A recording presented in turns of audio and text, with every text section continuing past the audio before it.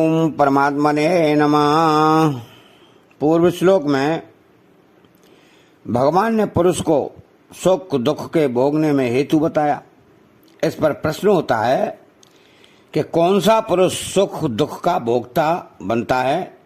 इसका उत्तर अब भगवान आगे के श्लोक में देते हैं। तो पुरुषः प्रकृति हे बुद्धे प्रकृति जान गुणान कारणम गुण संगो अस्या सदस्यो निजन्मसु। अर्थात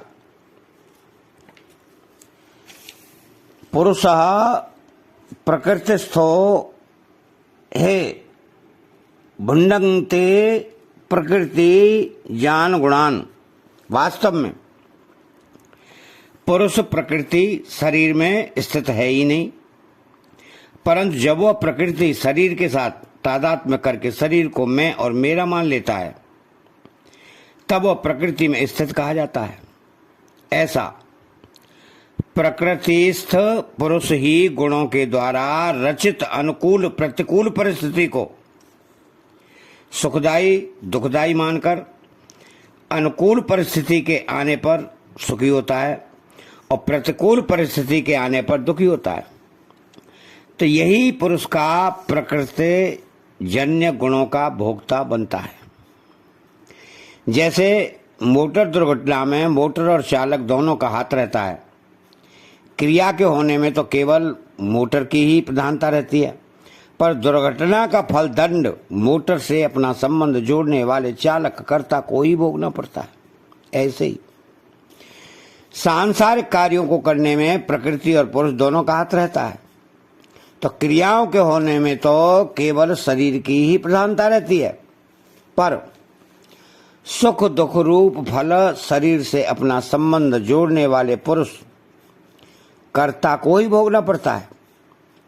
अगर वह शरीर के साथ अपना संबंध न जोड़े और संपूर्ण क्रियाओं को प्रकृति के द्वारा ही होती हुई माने तो वह उन क्रियाओं का फल भोगने वाला नहीं बनेगा।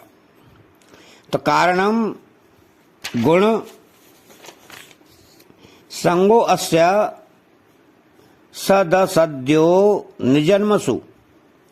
तो जिन योनियों में सुख की बहुलता होती है उनको सत योनि कहते हैं, और जिन योनियों में दुख की बहुलता होती है उनको असत योनि कहते हैं।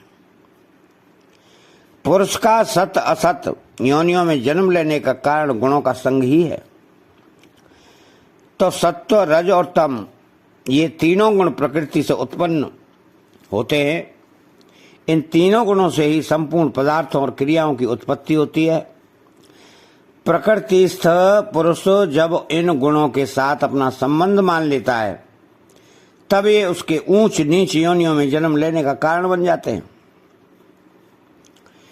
प्रकृति में स्थित होने से ही पुरुष प्रकृति जन्य गुणों का भोक्ता बनता है, और यह गुणों का संग आसक्ति प्रियता ही पुरुष को ऊंच नीच योनियों में ले जाने का कारण बनती है। अगर यह प्रकृतिस्थ न हो, प्रकृति शरीर में अहंता ममता न करे तो अपने स्वरूप में स्थित रहे, तो यह पुरुष दुख सुख का भोक्ता कभी नहीं बनेगा। प्रत्युत सुख दुख में सम हो जाता है, स्वस्थ हो जाता है। अतः यह प्रकृति में भी स्थित हो सकता है और अपने स्वरूप में भी। अंतर इतना ही है कि प्रकृति में स्थित होने में तो यह परतंत्र है और स्वरूप में स्थित होने में ये स्वाभाविक स्वतंत्र है। तो बंधन में पड़ना इसका अस्वाभाविक है और मुक्त होना इसका स्वाभाविक है। इसलिए बंधन इसको सुहाता नहीं है और मुक्त होना इसको सुहाता है। तो जहां प्रकृति और पुरुष दोनों का भेद विवेक है, वहां ही प्रकृति के साथ तादात्म्य करने का संबंध जोड़ने का अज्ञान है। इस अज्ञान से ही यह पुरुष स्वयं प्रकृति के साथ तादात्म्य कर लेता है। तादात्म्य कर लेने से यह पुरुष अपने को प्रकृतिस्थ अर्थात प्रकृति शरीर में स्थित मान लेता है। प्रकृतिस्थ होने से शरीर में मैं और मेरापन हो जाता है, और यही गुणों का संग है। तो इस गुण संग से पुरुष बंध जाता है। तो गुणों के द्वारा बंध जाने से ही पुरुष की गुणों के अनुसार गति होती है। तो भगवान ने उत्तरार्ध में एवं 20वें श्लोक के पूर्वार्ध में प्रकृति का वर्णन किया है और यहां पुरुष का वर्णन किया है। वस्तु, व्यक्ति और क्रिया के साथ संबंध ही गुण संग है। तो जो जन्म मरण का कारण है, गुणों का संग अनित्य है और गुणों से असंगता नित्य है। असंगता हमारा स्वरूप है। असंगो ही यम पुरुषा। अगर हम अनित्य गुणों के संग को न पकड़ें तो जन्म मरण हो ही नहीं सकता। मैं जड़ प्रकृति है और हूं चेतन पुरुष है, तथा मैं हूं यह जड़ चेतन का तादात्म्य है। इस मैं हूं में ही कर्तापन और भोक्तापन रहता है। अगर मैं न रहे तो हूं नहीं रहेगा, प्रत्युत है रहेगा। जैसे लोहे और अग्नि के तादात्म्य न रहने से लोहा पृथ्वी पर भी रह जाता है और अग्नि निराकार अग्नि तत्व में लीन हो जाती है।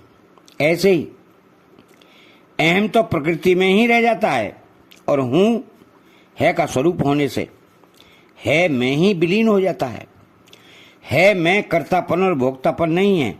तात्पर्य है कि भोगों में हूं खिंचता है नहीं खिंचता। हूं ही कर्ता भोक्ता बनता है कर्ता भोक्ता नहीं बनता। अतः साधक हूं को न मानकर है को ही माने, अर्थात अनुभव करे। तो सुख दुख के आने जाने का और स्वयं के रहने का अनुभव सबको है। पापी से पापी मनुष्य को भी इसका अनुभव है। ऐसा अनुभव होने पर भी मनुष्य आगंतुक सुख दुख के साथ मिलकर सुखी दुखी हो जाता है। इसका कारण यह है कि सुख की आसक्ति और दुख का भय रहने से मैं अलग हूं और सुख दुख अलग है, यह विवेक काम नहीं करता। वास्तव में स्वयं सुखी दुखी नहीं होता, प्रत्युत शरीर के साथ मिलकर अपने को सुखी दुखी मान लेता है। तात्पर्य है कि सुख दुख केवल अविवेक पूर्वक ही की गई मान्यता पर टिके हुए हैं। अतः